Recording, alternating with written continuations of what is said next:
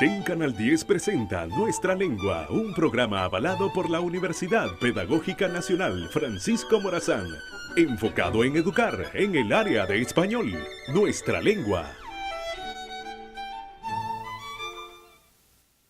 Estimados televidentes, sean todos bienvenidos a Nuestra Lengua. Este es un programa producido por la Universidad Pedagógica Nacional Francisco Morazán y transmitido en Televisión Educativa Nacional Canal 10. Los propósitos de este programa educativo son dos. En primer lugar, promover el uso adecuado y correcto del idioma español y además facilitar estrategias metodológicas que permitan potenciar las habilidades comunicativas como leer, escribir, hablar y escuchar. Les saluda Éter Núñez y a continuación daremos paso al segmento Taller de la Palabra. El día de hoy, como de costumbre, traemos un tema muy interesante y muy afín a esto del aprendizaje de la lectoescritura, específicamente en los primeros lectores o de aquellos niños que vienen iniciando el proceso de enseñanza-aprendizaje de la lectoescritura. Y precisamente es contestando una pregunta que hace algunos días una fiel televidente, docente, me hizo, y esta pregunta es: ¿cómo decodifican los niños y las niñas?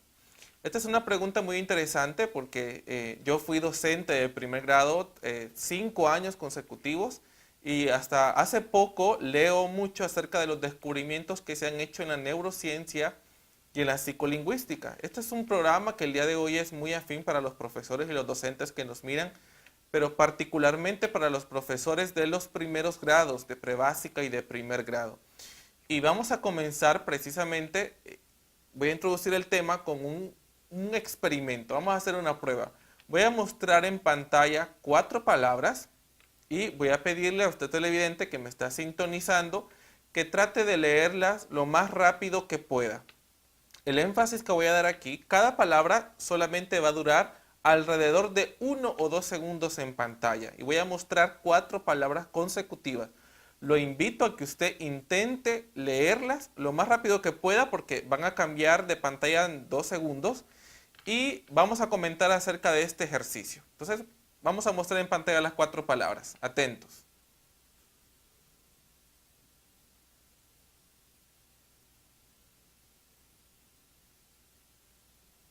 Bueno, voy a comentar acerca de este ejercicio. Veamos que en primer lugar estas son palabras que no son muy fácil de reconocer. Son palabras un poco extensas para empezar y en segundo lugar son palabras con las que quizás no estamos familiarizados. Y el propósito de esto es comprobarle a ustedes, quizás nos están viendo algunos niños, en el caso de los niños estas palabras son muy difíciles de decodificar y en el caso de los adultos incluso también son difíciles de codificar. Y esto es por 2 razones básicas. Uno, porque no estamos tan familiarizados con este tipo de palabras. Y en segundo lugar, porque son palabras extensas. ¿Cómo las personas logramos la decodificación? Bueno, para empezar, decodificar es un proceso que consiste en el reconocimiento automático de las palabras. Tampoco puede ser, no necesariamente tiene que ser automático, con solo el hecho de que las reconozcamos, pero decodificar es reconocer las palabras. Este es un primer acercamiento en cuanto a la definición. Veamos entonces que este reconocimiento se hace a través de un proceso visual. Y los primeros lectores, no todos decodificamos de la misma manera. Las personas que hemos leído mucho y que somos lectores competentes, reconocemos las palabras de manera automática y los expertos le dicen a esto reconocimiento visual. Mientras que un primer lector o un lector inicial reconoce las palabras a través de la ruta fonológica. ¿Qué significa esto? Si usted probó en el ejercicio, quizás usted no leyó las palabras automáticamente, sino que al inicio comenzó a leer letra por letra o sílaba por sílaba. Esto es la ruta fonológica. Nuestro ojo es capaz de ver cierta extensión de palabras. Decodificamos con más facilidad las letras o las letras iniciales. De tanto ejercitar, nosotros llegamos a la capacidad de reconocer automáticamente las palabras, pero los niños o los lectores que no son competentes inicialmente reconocen letra por letra. A esta letra por letra le reconocen, le asocian un valor sonoro después de hacer esta asociación sonora de cada una de las letras, los niños logran pronunciar esta cadena de sonidos o cadena de fonemas, como técnicamente se les conoce. Una vez que se hace esto, se logra el reconocimiento semántico de la palabra. Sin embargo, si hay muchas palabras en un texto, sabemos que está compuesto por no una o dos palabras, sino que generalmente por varias palabras. Si no logramos reconocerla automáticamente, sino que estamos decodificando letra por letra.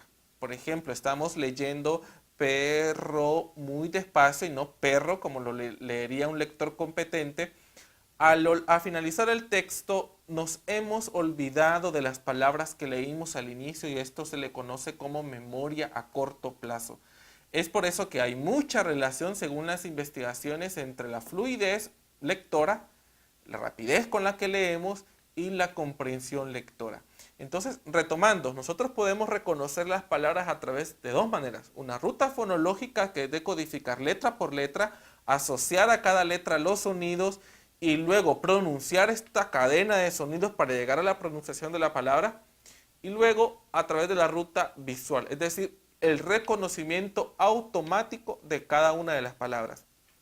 Para llegar a esta estrategia de reconocimiento visual tenemos que ejercitar mucho la lectura, mecanizar la decodificación y esto se logra solamente en los primeros grados, dicen las investigaciones. Si sus niños, si sus niñas, si los profesores, los estudiantes no logran que se automatice la decodificación en el primer grado, vamos a arrastrar una dificultad en la velocidad lectora en los grados subsiguientes y por lo tanto este niño o niña no va a lograr un nivel de comprensión lectora óptimo. ¿Qué se recomienda entonces? Que se haga una enseñanza explícita del código alfabético. ¿Qué significa esto del código alfabético? No es más que nuestro sistema de signos, los signos que nosotros utilizamos para escribir. Precisamente en el siguiente programa voy a dar 5 pasos para que logremos la enseñanza del código alfabético. Sin embargo, si usted tiene problemas en decodificar o en reconocer automáticamente las palabras, esto es difícil dependiendo realmente de la cantidad de años que usted tiene. Porque si no logró hacer el reconocimiento de las palabras, lograr este proceso automático en su infancia, digamos que a los 15, 16 años es difícil, pero no imposible.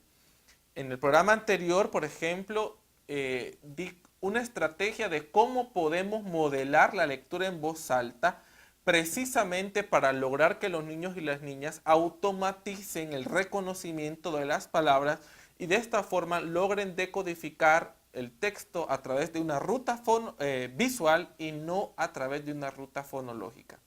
Entonces, si usted televidente fue de los que pudo leer las palabras que mostré en pantalla de manera automática, considérese un lector competente. Y por lo tanto, esto significa que lee una cierta cantidad de palabras por minuto, específicamente más de 100 palabras por minuto. Es decir, que puede decodificar 2 palabras por cada segundo. Esto lo hace el ojo a través de un movimiento de palabra por palabra, pero esta habilidad visual no se desarrolla sino a través de la práctica constante. Si nosotros observamos a los niños en primer grado, nos damos cuenta que ellos leen letra por letra, decodifican los fragmentos de las palabras, no son capaces de decodificar las palabras completas. Y si usted televidente fue de los que tuvo que leer estas palabras a través de una ruta fonológica, es decir, que leyó letra por letra o sílaba por sílaba, tiene que preocuparse, porque esto significa que usted no tiene desarrollada la fluidez lectora, que no logró automatizar la decodificación fonológica y se quedó en esta etapa, no pudo pasar a la etapa de reconocimiento de la ruta visual.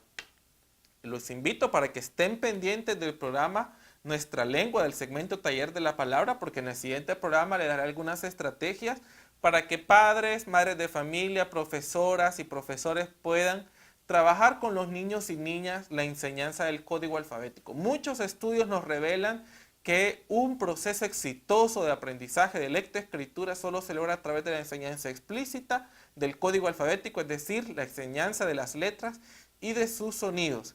Les saludo Eter Núñez, esto fue el segmento Taller de la Palabra. Los invito a que sigan en sintonía de Nuestra Lengua de Canal 10 y a continuación novedades del español.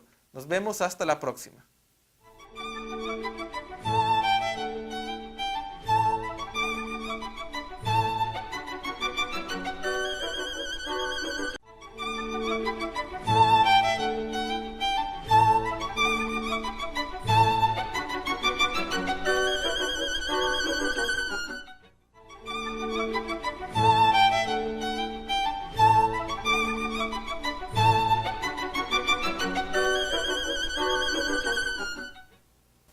Hola amigos, una vez más, bienvenidos al segmento lingüístico Novedades del Español, del programa Nuestra Lengua, producido por la Universidad Pedagógica Nacional Francisco Morazán y difundido por su canal, Televisión Educativa Nacional, Canal 10. En esta ocasión hablaremos de las palabras equinoccio y primavera, ya que el 20 y 21 de marzo de cada año da inicio el equinoccio de primavera en el hemisferio norte. Les saluda Iliana Marisa González. El diccionario de la lengua española denomina la palabra equinoccio como la época en que, por hallarse el sol sobre el ecuador, la duración del día y la noche es la misma en toda la tierra. Seguidamente, datos etimológicos, históricos y semánticos de la palabra equinoccio. El diccionario de la lengua española nos informa que el origen de la palabra equinoccio procede del latín aequinoctium, el cual proviene de dos palabras latinas. Número 1, el adjetivo aequus, que significa igual, el mismo que encontramos en equilátero, es decir, de lados iguales, y en equidistante, o sea, situado a igual distancia. Y número 2, noctis, o sea, noche, cuyo significado es el día en que la noche es de igual duración que el día. La voz latina se originó en el griego nux, noctos, noche, tinieblas, que proviene de la raíz indoeuropea nect. De acuerdo con Etimología, el origen de las palabras de Ricardo Soca, desde la más remota antigüedad, el hombre percibió que la duración de los días y de las noches variaba en forma regular a lo largo del año, así como la temperatura ambiente, y que estas variaciones coincidían con el lugar de la salida del sol, que se alejaba del punto cardinal este hacia el norte y el sur alternativamente.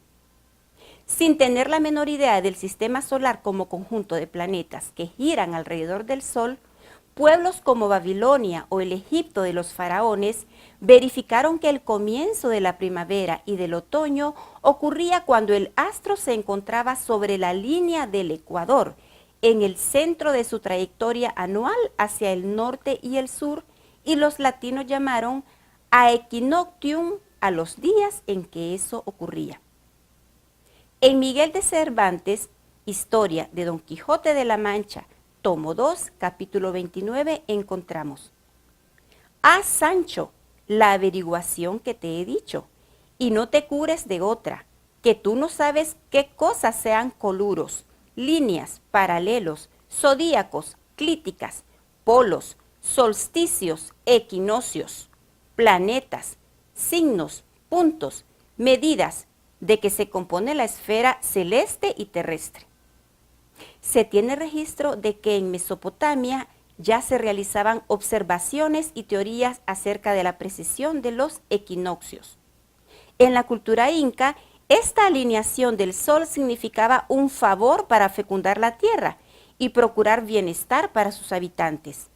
Para esto, los sacerdotes, líderes del ejército y el emperador brindaban por el sol junto al pueblo. Para los celtas, estas fechas eran referentes a fiestas en honor al sol y el principio masculino. Se dice que se encendían grandes antorchas en las colinas, que según la tradición, entre más resistía el fuego, más agradecida sería la tierra y así el campo.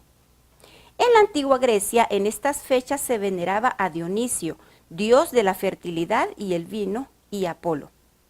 Dentro de algunas culturas germánicas se le rendía culto a Ostara o Eostre, diosa de la primavera. Esta celebración dio paso a lo que hoy se conoce como Pascua en inglés.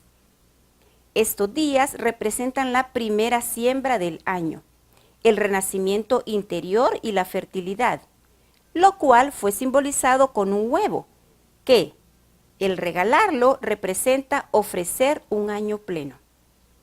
Chichén Itzá es uno de los sitios mundiales más conocidos para celebrar el equinoccio por el gran conocimiento astronómico y matemático que rodea a la cultura maya. Dentro de esta ciudad sagrada se encuentra el castillo de Kukulcán, en donde cada 21 de marzo se puede apreciar el descenso de Kukulcán, la deidad más importante para los mayas, representado con un juego de sombras que se forman al transcurrir los minutos de la tarde. La primavera, según el diccionario de la lengua española, es la estación del año que astronómicamente comienza con el equinoccio de primavera y finaliza en el solsticio de verano. Seguidamente, datos históricos, etimológicos y semánticos de la palabra primavera. Según el Diccionario Etimológico General de la Lengua Castellana de Fernando Corripio, a nivel etimológico, la palabra primavera viene del latín vulgar prima vera, que significa las primeras flores, y del latín primum, es decir, primero, y ver, que significa primavera.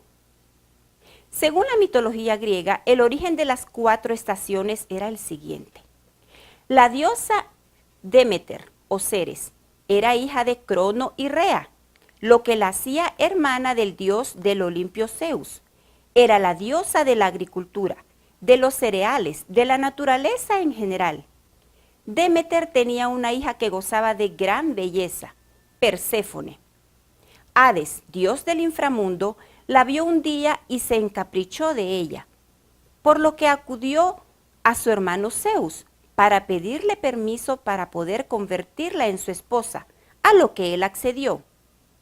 Un día, Perséfone se encontraba paseando por el bosque, cuando vio una hermosa flor y al acercarse a ella, el suelo se abrió y Hades raptó a la joven. Demeter, al enterarse de lo ocurrido, se negó a seguir llevando a cabo sus obligaciones divinas, permaneciendo en la tierra mientras buscaba a su hija. Disfrazada de anciana, no dormía ni comía. Encontró refugio en el pueblo de Eleusis, en la región de Ática, donde comenzó a cuidar al vástago de una de las grandes familias de la zona. Desolada por lo ocurrido, cayó en una profunda depresión que hizo que la tierra quedase suspendida en un continuo invierno, destruyendo las cosechas y causando el hambre entre los seres humanos, lo que les llevaba a la muerte.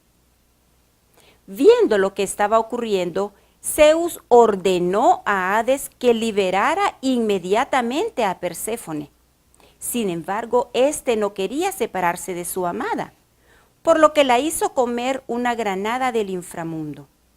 Si alguien comía algo del subsuelo, debería permanecer por siempre en él, lo que obligaba a Perséfone a seguir a su lado. Zeus intentó solucionar el acto cometido por Hades, así que repartió el año de tal manera que pasaría medio año con su madre Demeter y otro medio año con su marido Hades. La alegría del reencuentro con su hija hizo que la tierra volviera a florecer y que los campos volvieran a dar su fruto. Así encontraron origen las estaciones. Durante el tiempo que pasara Perséfone en el inframundo con Hades, Demeter caería en la tristeza, por lo que la tierra también lo haría con ella, dando lugar al otoño y al frío invierno. Cuando regresaba con su madre, la alegría del reencuentro haría que esa depresión desapareciera y con su alegría todo volviese a florecer, dando lugar a la primavera y al caluroso verano. Según el reportaje de La Tribuna del 11 de marzo, la naturaleza es un mundo aparte, pocas veces valorada y admirada. Honduras no solo son playas y balnearios, es color y belleza naturales.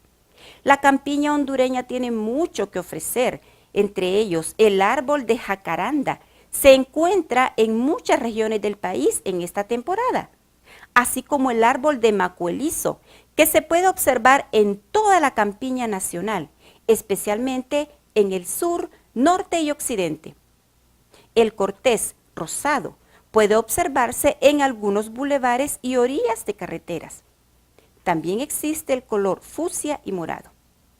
La primavera, el verano para nosotros, la estación seca, como quiera llamarla, nos ofrece un mundo inigualable, pero en esto solo reparan las almas sensibles, los que viven con intensidad la belleza del campo.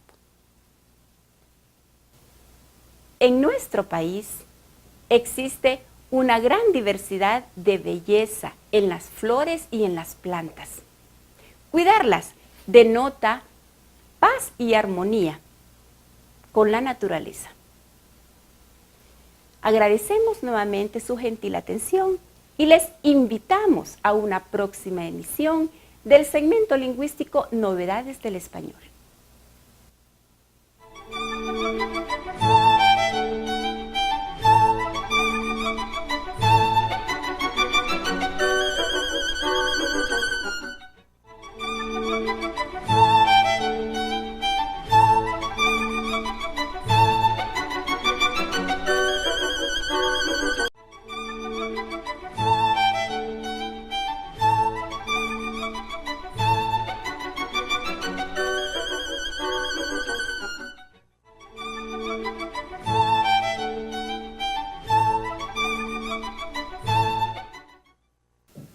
Hola, bienvenidos a nuestro segmento Café Literario, un programa producido por la Universidad Pedagógica Nacional Francisco Morazán y difundido por su canal Televisión Educativa Nacional, Canal 10.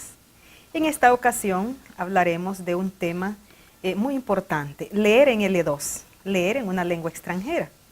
Y contamos con la grata presencia de la profesora Wendy Alfaro. Hola Wendy, bienvenida. Gracias. Gracias por la invitación y por esta oportunidad. Es para mí una alegría estar aquí en este programa acompañada de usted. ¿Parliamo in italiano o en francese? No sé, como gustan nuestros amigos televidentes. Hablaremos en español. Wendy es graduada del profesorado en la enseñanza del español de esta universidad. También es estudiante de los cursos de francés e italiano. Además es docente de español como lengua extranjera en el Centro de Idiomas de nuestra Universidad Pedagógica Nacional Francisco Morazán. Además tiene mucha experiencia en programas de animación a la lectura, es cantante, ha hecho teatro, lee poesía, de todo. Es una alegría para mí que podamos enfrentar este tema. Es difícil, no menos importante, como es la lectura en una lengua extranjera. Leer en L2, Wendy, porque con el Centro de Idiomas de nuestra universidad, que abrió sus puertas a la comunidad de la Universidad Pedagógica en 2015, tiene como objetivo primordial pues el difundir las lenguas, otras lenguas y culturas para jóvenes y adultos, estudiantes, becarios, para hacerlos más competentes y también para promover el intercambio cultural, ya sea de nuestros estudiantes que están estudiando fuera, como también el intercambio con docentes residentes que vienen a hacer experiencias y entonces se logra este intercambio de lenguas. Pero leer en L2, de hecho tenemos aquí la muestra de los libros, de las lecturas que los hacemos leer en estas lenguas que enseñamos. ¿Y cuál es la importancia, Wendy, según tu experiencia, de la lectura en el aprendizaje de una lengua llamada extranjera o de una L2? Pues citaré a una escritora estadounidense, Emily Dickinson, que dijo que para viajar lejos no hay mejor nave que un libro. Y pues yo amo la literatura, soy fascinada por ella y no había tenido anteriormente la oportunidad de leer en una lengua extranjera, siempre el contacto con nuestra lengua materna. Pero para mí es muy importante precisamente por la frase que acabo de mencionar, viajar. Creo que cuando estamos aprendiendo otra lengua, también nos exponemos a una cultura. Y esto es lo rico, lo interesante, conocer la cultura, porque la literatura es una herramienta de acercamiento cultural. Aparte de conocer gramática, de desarrollar las 4 competencias, es necesario también tener un acercamiento y no hay mejor forma de hacerlo que viajando, que leyendo, porque leer es eso, viajar. Wendy, pero leer en la lengua que estás estudiando no es difícil, no es fácil, o sea, es una tarea, porque comúnmente en los cursos de lengua se hace mucho énfasis en la gramática, en listados, en vocabularios, pero cuando se enfrenta al texto, puede ser un dolor de cabeza. También muchos estudiantes fracasan en el deseo de aprender otra lengua porque se sienten abrumados, se encuentran muchas barreras, tal vez en los métodos que se utilizan. Nosotras que defendemos la literatura, que nos gozamos en ella, que no podemos vivir sin ella, ¿qué piensas como estudiante también de lenguas extranjeras? ¿Cómo motivar a través de la lectura? ¿Cómo lograr aprendizajes significativos a través de la lectura en L2?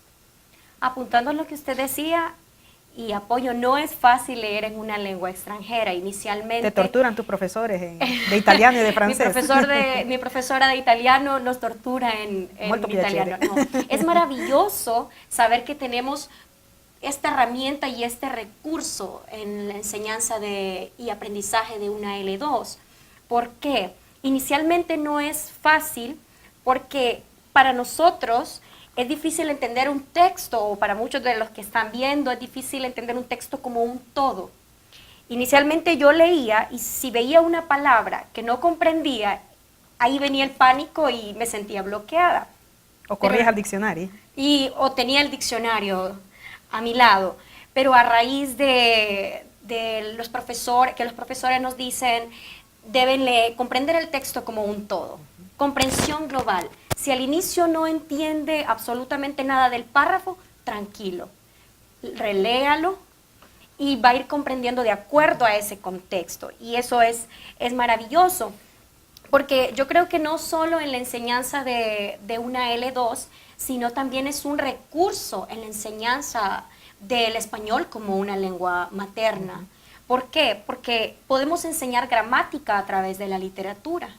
Quizá todo se puede hacer con la literatura, así es, y es un auxilio, para mí es un auxilio como docente y como estudiante, es un auxilio, y ustedes también nos han enseñado que es una maravillosa herramienta para poder aprender. En mi caso, yo leo un libro en una lengua extranjera y lo leo para mí misma, interiormente. Luego releo párrafos y eso a mí me ayuda a enriquecer mi léxico.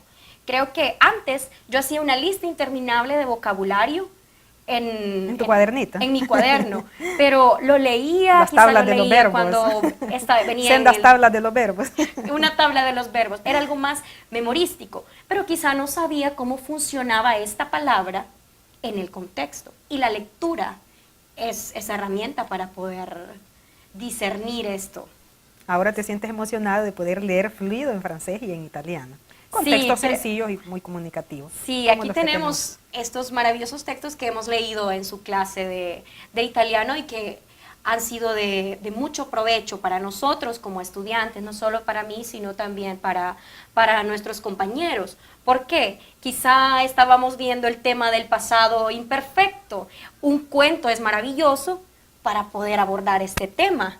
Aparte de eso no significa que la gramática no sea importante, es importante, pero una manera de retenerla es abocándonos y auxiliándonos en la literatura. De los textos, excelente.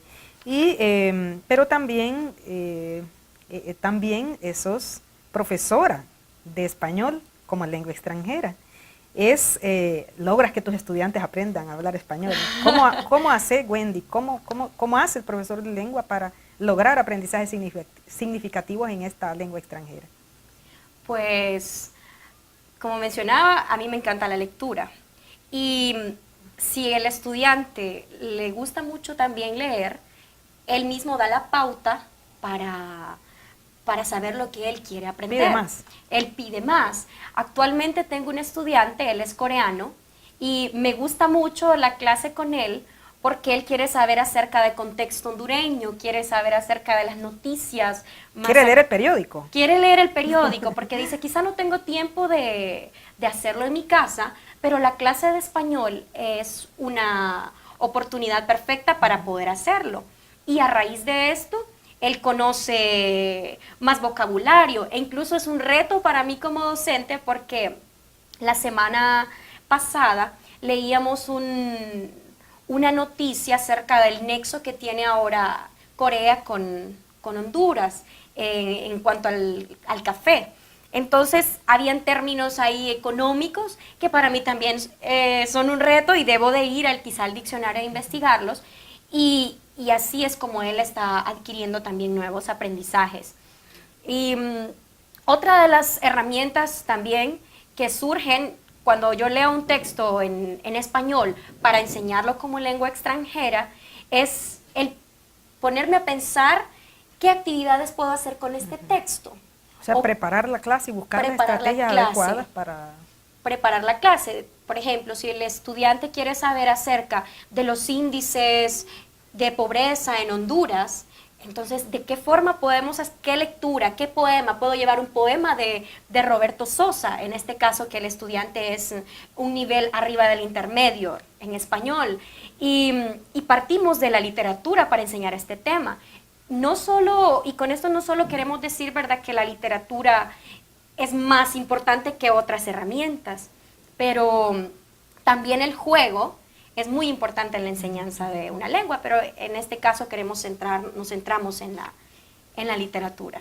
Sí, de hecho, también en mi propia experiencia, algunos profesores piensan que hacer que el estudiante se enfrente al texto es la experiencia última o madura. En cambio, he aprendido que haciendo que el estudiante empiece por leer y comprender textos sencillos, de acuerdo al nivel, si estamos en A1, en A2, el estudiante comprende cómo introducir, según tu experiencia, Wendy, como estudiante de una lengua extranjera y también como docente de español como lengua extranjera, cómo introducir al estudiante y motivarlo a la lectura en esta lengua.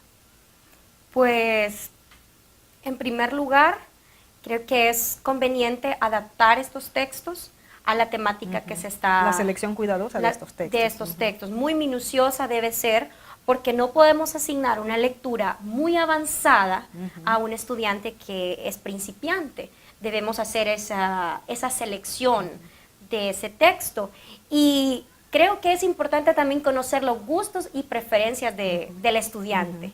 Porque si él, por ejemplo, odia la historia y yo asigno un texto histórico, él de entrada va a sentirse un poco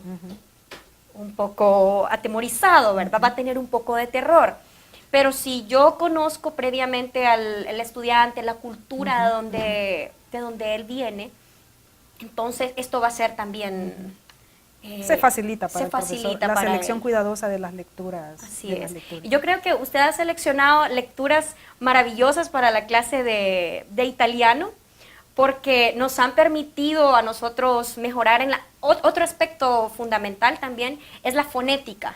Muchos creemos que en la clase de una L2 solo vamos a ir a practicar la fonética, pero la lectura en voz alta también nos permite a nosotros mejorar fonéticamente o aspectos o rasgos de la lengua. Pronunciación. Sí. Excelente, Wendy. Y la literatura nos abre a un mundo. Tu experiencia también como estudiante de español te hizo nacer, pero nosotros podemos hacer que todos nuestros estudiantes tengan gran o poca experiencia lectora, podemos hacer que nuestros estudiantes lean. Todos los estudiantes tienen esa capacidad de aprender a leer. Cómo motivarlos, cómo encaminarlos, cómo hacer que entren en esta alegría de leer también en lengua extranjera, que no es solamente un curso de gramática. Sí, muchos piensan que que leer es aburrido, pero quizá no han encontrado el libro apropiado o el compañero adecuado para ellos o lo que les gusta. Muy bien, muchas gracias. Ha sido todo por hoy. Gracias, Wendy, y les animamos a estudiar, acercarse a nuestro centro de idiomas de nuestra Universidad Pedagógica Nacional Francisco Morazán, animarse a aprender una lengua nueva y ponerse a leer en esa lengua. Hasta luego y muchas gracias. Gracias.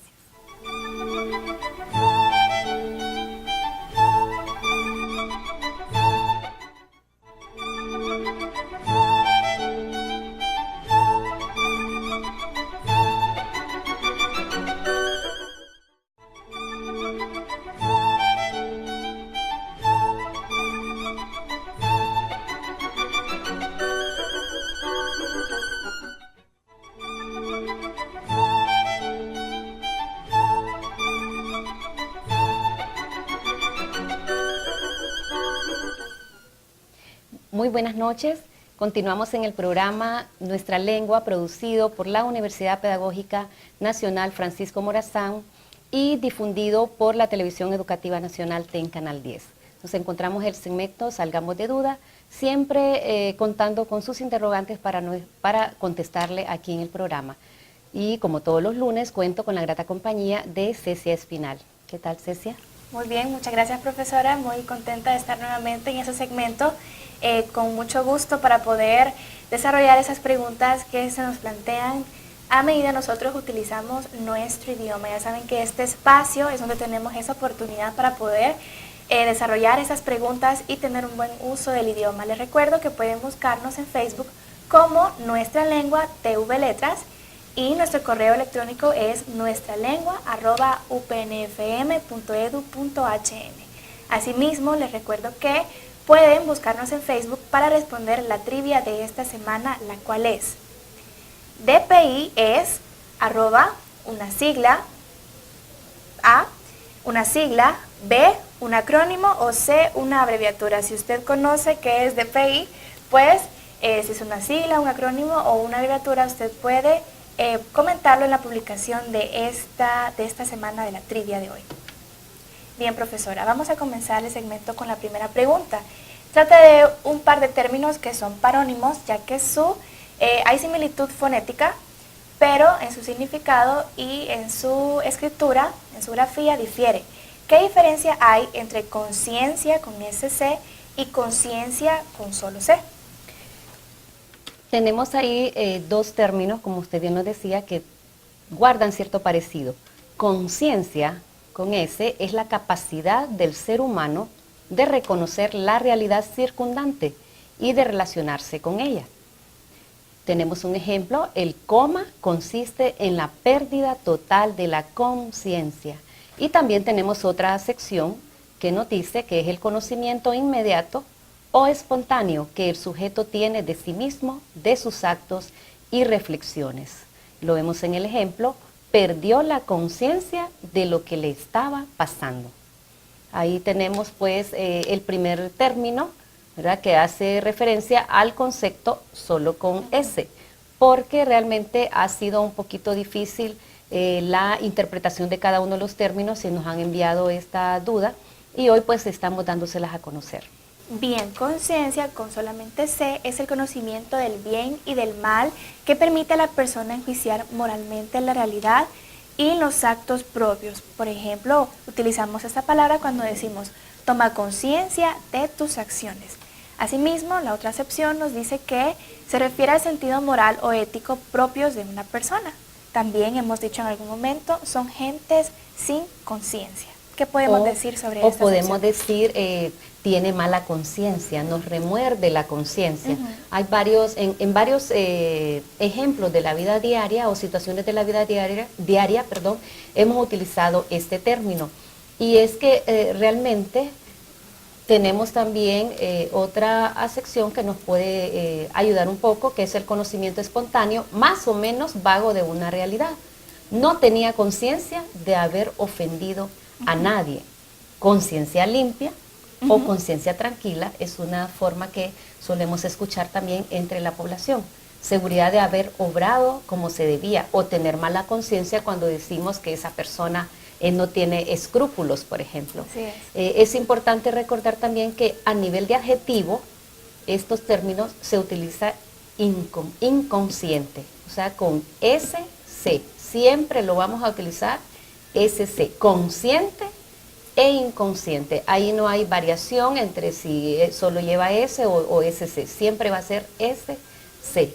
Y es muy común también escuchar a nivel de sustantivo, a nivel de verbo, perdón, concienciar o concientizar.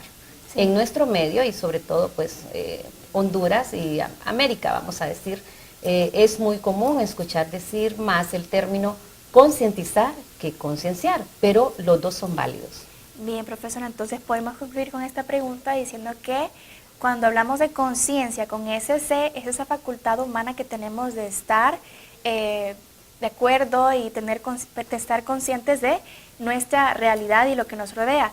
Pero cuando utilizamos conciencia solo con la C, es cuando hacemos un juicio sobre el bien y el mal y aplicamos la ética y la moralidad. Ahí interviene más la ética y moral. Entonces, cuando queremos hacer las valoraciones de juicio, ahí vamos a escribirlo o mencionarlo sin S, ¿verdad? Y cuando nosotros estamos seguros, ¿verdad?, de lo que nos rodea y tenemos ese sentido de conocimiento, lo vamos a usar con SC, ¿verdad? Esa es la diferencia. Tal vez sea un poco difícil porque en su pronunciación suenan casi igual. Sí. Sí. En cambio es en la grafía en la que le añadimos o le quitamos esa S. Bueno, ya nos dijo la profesora que también podemos utilizar el verbo concienciar o concientizar cuando queremos hacer que una persona sea consciente de algo. Cuando hablamos sobre la quema de los bosques, por ejemplo, sobre el uso racional del agua, sobre nuestros actos si son encaminados hacia el bien o el mal, hacemos una concientización o una concienciación, ¿no? Y sobre el uso correcto del idioma también. Así es, hacemos conciencia sobre eso. Así es. Bien, abordada esta pregunta y esclarecido sobre cuál es la diferencia en estos dos términos, vamos a hablar sobre la siguiente pregunta. Atendiendo a la etimología de las palabras, ¿cuáles son las palabras patrimoniales y los cultismos, profesora? Sí, aquí tenemos dos términos y el primero que vamos a resolver es de las palabras patrimoniales. Se le llama así a aquellas palabras castellanas que tienen su origen en el latín vulgar y que sufrieron algunas transformaciones fonéticas y semánticas a lo largo de los siglos. Podemos mencionar germanus, hermano, hominem, que cambió a hombre, oculum, ojo, y fagea, haya. En este sentido, las palabras patrimoniales, cuando nosotros decimos que ha sufrido una serie de transformaciones, estamos hablando precisamente de ese proceso que hubo de establecimiento en la península ibérica, ¿verdad?, de todos estas culturas y sobre todo el latín, ¿verdad?, como el Imperio Romano estuvo durante bastante tiempo en la península ibérica, entonces el latín vulgar, ¿verdad?, y no el culto, es el que permitió esas variaciones y son las que a nivel de habla se escuchaban. Entonces, por ejemplo, teníamos ahí como ejemplo la palabra ojo, que vimos que decía óculo, ¿verdad? Y ahora se simplifica en ojo. Vemos nosotros que no solo un cambio tuvo, ¿verdad? Sí. Ahí se pudo haber caído, le llamamos hacia el proceso caer alguna vocal, ¿verdad? Se sonorizó alguna de las consonantes, se suprimieron algunas también, es decir, solo la palabra ojo tuvo una serie de transformaciones a lo largo de la historia hasta quedar ya como una palabra fija, que es la que nosotros tenemos ya con el sistema fonológico del español. Qué buena forma de ver que nuestro idioma es un fenómeno cambiante. Hablando de los cultismos, son las palabras de origen latino que se han incorporado al castellano sin apenas sufrir cambios ni transformaciones. Ejemplos de estas palabras cultas tenemos espíritu, que ahora decimos espíritu, húmeros, humerus para húmero, apícula para apicultor, fraternus para fraterno. Estas son las palabras cultas que pues apenas han sufrido algún cambio y las utilizamos casi igual a cómo se mencionaban, como se decían en el latín vulgar. Sí. La diferencia ahí está en el proceso de transformaciones, ¿verdad? Patrimonial sí ha sufrido varios cambios fonéticos, semánticos, morfológicos a través de toda la historia, y los cultismos un pequeño cambio nada más, casi se mantiene como la palabra original.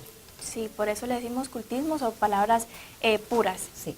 Han mantenido gran parte de su escritura. El Imperio Romano, como usted mencionaba, exportó no solamente su cultura, sino que también su idioma, ya que estuvo un buen periodo de tiempo.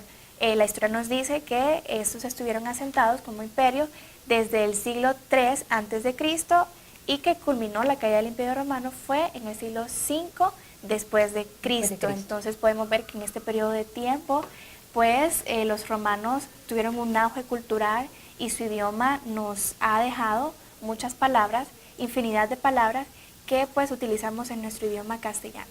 Por eso es bien difícil hablar de una lengua pura, ¿verdad? Porque todas, de cierta manera, han tenido influencia de otras. En el caso seguimos mencionando y hablando todavía en esta otra semana del español, y no solo tuvo la influencia del latín. Recuerde que también estuvieron establecidos otros pueblos como los germánicos y también los musulmanes. Entonces en nuestro idioma también vamos a encontrar términos que pertenecen a la lengua, a localicismos, a la lengua francesa, tenemos italianismo, tenemos anglicismos, los germanismos, ¿verdad? Y los arabismos, que son más de 4.000 arabismos que nos han dejado también el hecho de estar estas culturas establecidas en la península ibérica. O sea que sí es un idioma rico el español. Interesante, sí, ha sido enriquecido por otros idiomas.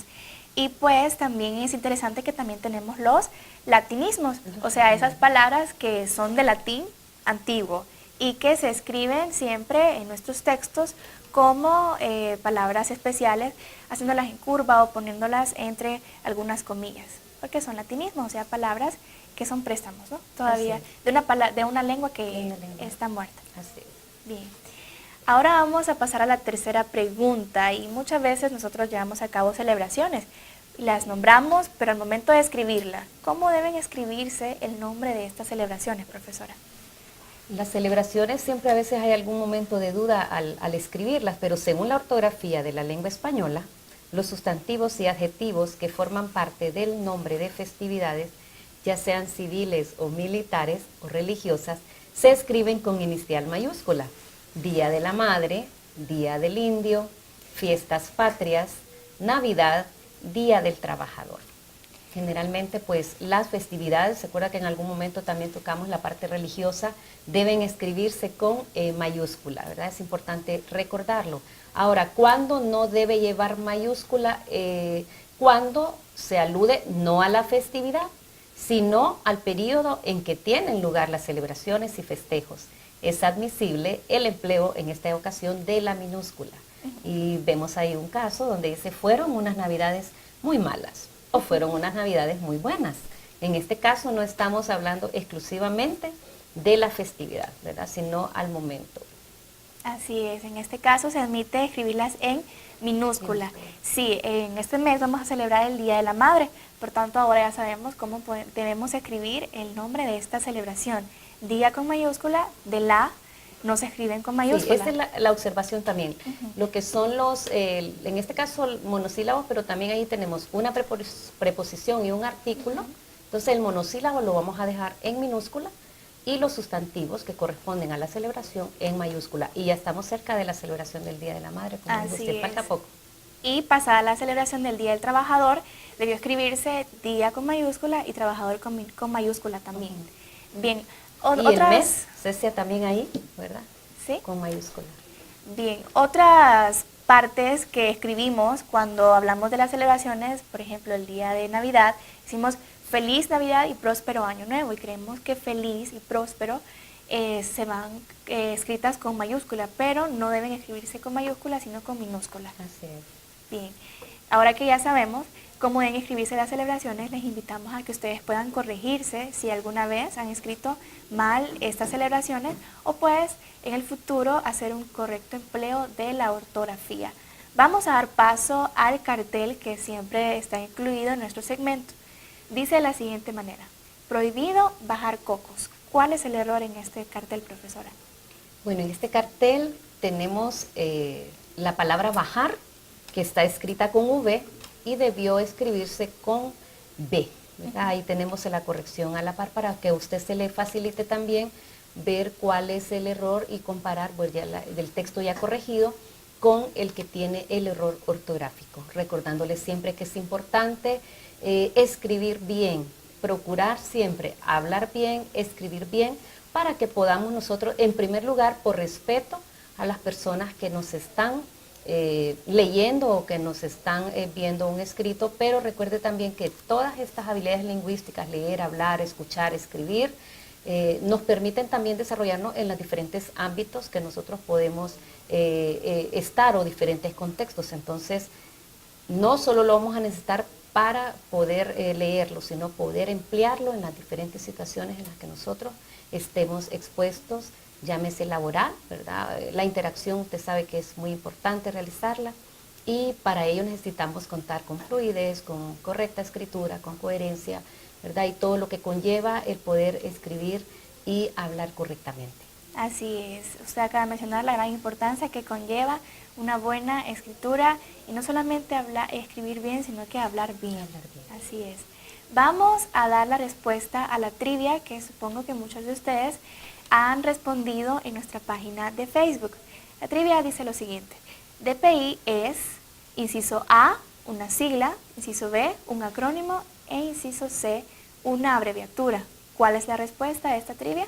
La respuesta correcta es el inciso A, es una sigla. En este sentido, recordamos que una sigla es aquel signo lingüístico que lo identificamos porque se deletrea, ¿verdad? O sea, al momento de leerlo se lee letra por letra, pero cada una de estas letras contiene el significado de una palabra. En el caso de DPI, diríamos Dirección Policial de Investigación. Sí. Bien, entonces, muchas gracias, profesora. Ahora sabemos que hay diferencia entre estas tres palabras. No es lo mismo un acrónimo como una sigla. Y pues el nombre de nuestra universidad lo podemos abreviar como UPNFM, una sigla más.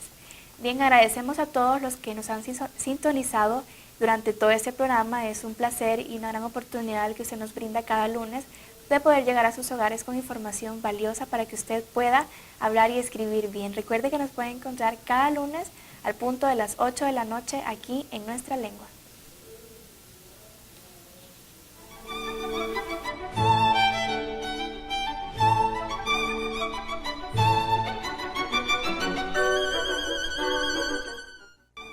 TEN Canal 10 presentó Nuestra Lengua. Los esperamos el próximo lunes a las 8 de la noche por TEN Canal 10.